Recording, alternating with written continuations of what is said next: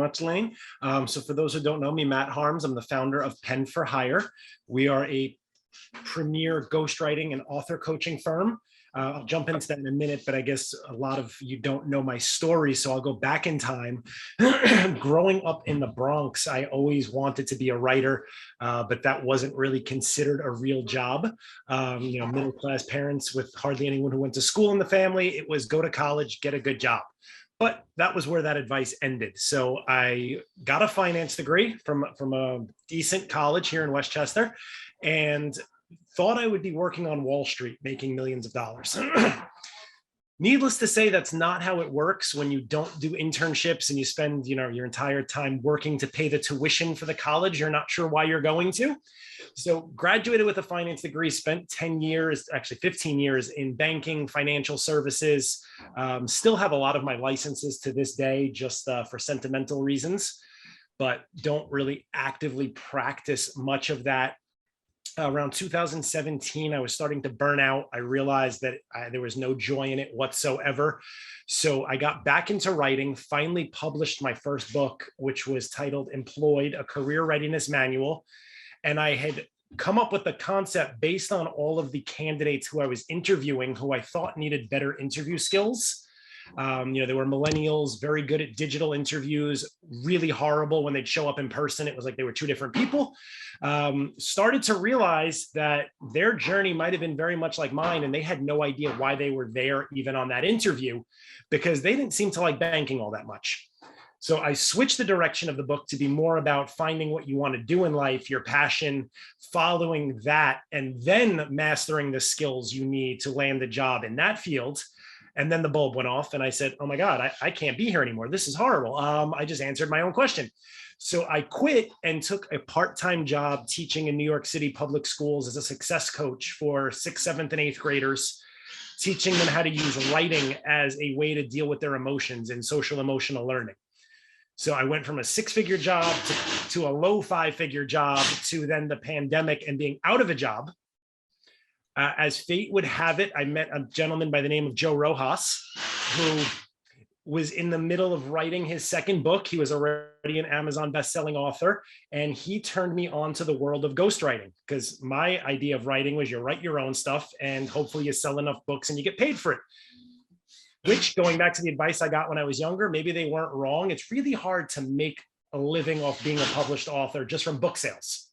So fast forward, I helped Joe. I must have done a pretty good job. He introduced me to a bunch of people, got me involved in Thrivers. Fast forward really far, got me involved in V5O.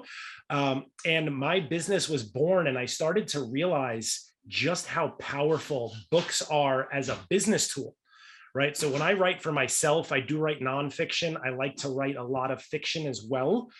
But for business owners, people who are thought leaders, have tremendous intellectual capital and want to stand out from their competition, or even if the word competition is not appropriate, from others in their industry, especially in this digital age where everyone's on Zoom, everyone is competing for the same pool of limited speaking engagements, marketing in the same spaces. What sets one person aside from somebody else? Oftentimes, it's having a book or having a course, those added values to your target market. So I like to tell people there's 7 reasons anyone who's in business for themselves should have a book, or anyone who wants to get more exposure should have a book. 1 is to amplify your reach. There's only so many clients that you can speak with individually on a daily basis. Even if you're doing speaking engagements, there's only so many people you can get in a room or even on a Zoom. A book gives you a limitless pool of people who can read your knowledge. Credibility. As soon as you have a book, whether you truly are more knowledgeable than someone else who doesn't or not, it almost doesn't matter. People just think you are because you took the time to write a book. It's a great door opener, conversation starter. It's a tremendous value add for your existing clients who have been with you and now see that you wrote a book and you can pass that along to them. It's a really good brand enhancement to have that on your LinkedIn as a published author, have it in your banner. It's great for marketing and public relations when you're looking to get podcast appearances, get booked into groups to speak. Having a book showcases that you have something valuable to say. And it's a great way to give back to your audience and open doors. I have clients who use books as mail-aheads to prospective clients or people that they want to bring onto their team, because no one throws away a book. People throw away business cards, people delete your email newsletters, but if your physical book winds up on their desk, they're not throwing it out. They may not read it. They may pass it to someone else in their office. It may just get shuffled from bookshelf to bookshelf, but it's going to stay there. It's not going to wind up in a garbage can, and they will remember your name whenever it comes up in a conversation. So why don't more people write books? From where I sit, usually there's two reasons. One, they lack the time. Two, if they wanted to write a book, they either lack the time or they lack the skill. That's where a ghostwriter comes in. A lot of my clients have concerns, or shall we call them myths about ghostwriting. So I'll just debunk a few of those, and then I should be under my 10 minutes. One, a lot of people for some reason tend to think it's cheating or unethical to have someone else write your book. And honestly, nothing could be further from the truth. If you're not a mechanic, you don't change your own oil. If you're not a realtor, you shouldn't be selling your own house.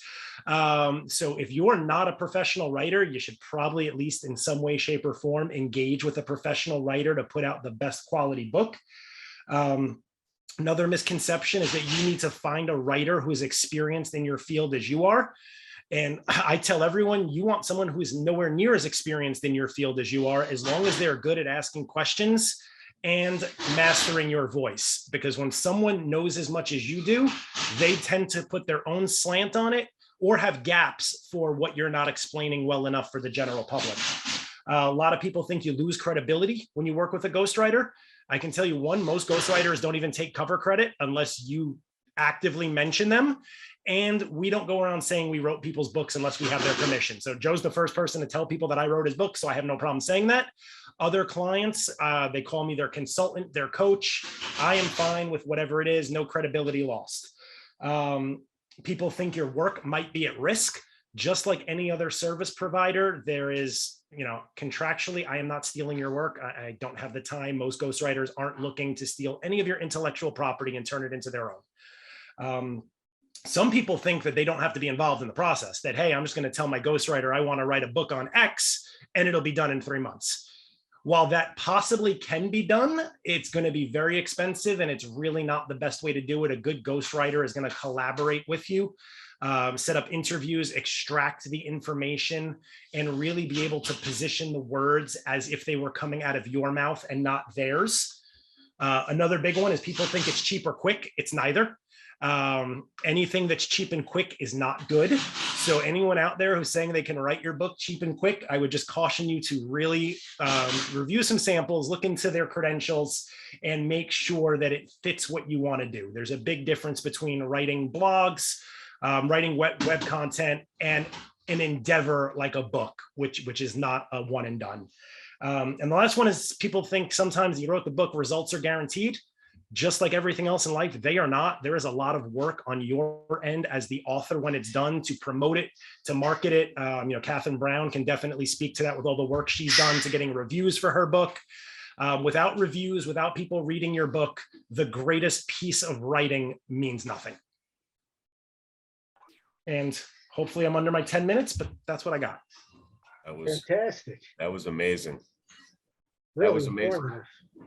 Thanks. So, Matthew, I'm just curious, where does someone find, because we have a lot of, people that want to author a book, and, where does someone go to find that information of, the process? You gave some great tips about, finding the right ghostwriter.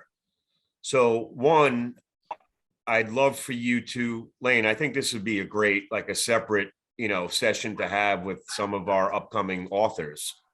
I think Matthew could add a lot of value, but where does one go? I mean, aside from going on Google. So I would say for the V5O community, I can provide you two of the resources that I use with my clients. One's a book planning checklist. The other is a book planner that's really granular. I couldn't give a blanket statement because I know every ghostwriter kind of has their own process as to how they'll work with their clients. For me, it's very much establishing first the audience, the message, and their measurement of success so that we're on the same page, because again, if I don't write the book for the intended purpose, it's going to fail, and then no one's going to be happy. Yeah. So that would be the first is use those tools, figure out what your concept is, who you're looking to market it to, how you want to succeed. Do you want to sell a bunch of copies and be a bestseller? Do you want to land a TEDx talk? Those are all going to play into the strategies that are involved. And those are the ways I work with my clients. Before we even start a project or I give them a price, we'll usually have 2 or 3 consultations, no charge, to make sure that it's a good fit to work together.